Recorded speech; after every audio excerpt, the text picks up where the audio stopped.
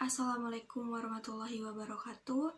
Para panjijar sareng pamilon anu kusim kuring dipika hormat, puji sareng syukur kehadirat Allah Subhanahu wa Ta'ala anu parantos masihan nikmat kesehatan sareng kasempatan, mugia urang sadaya tiasa kempal dina ieu kasempatan.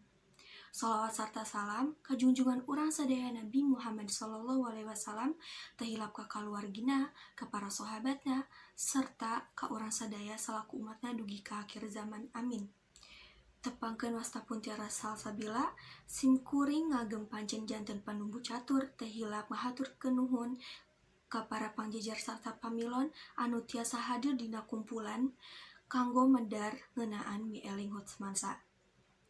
Kukituna supados henteu nyangkolong kana waktos, kahayu urang sadaya buka ieu sawalan sareng aosan basmalah sasarengan. Bismillahirrahmanirrahim.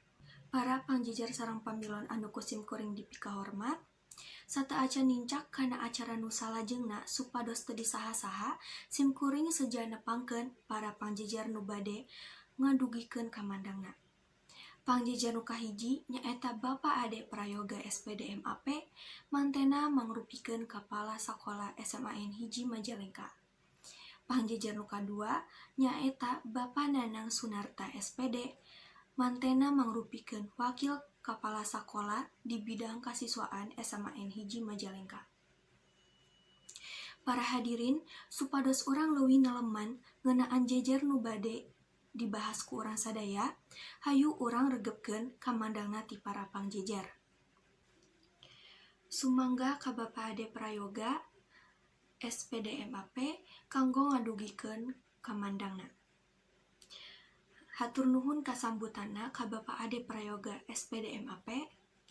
Kumargi kitu hayu urang lajengkeun wae ieu sawala anu salajengna ka Bapak Nanang Sunarta SPD dihaturankeun kanggo ngadugikeun kamandangna.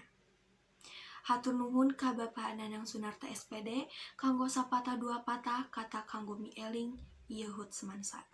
Kulantaran waktos anu sakedik, sim kuring bade ngawatesan kanggo pamilon anu bade tumaros. Ngadugikeun patarosan kedah ngacungkeun panangan, teras nyebatkeun namina.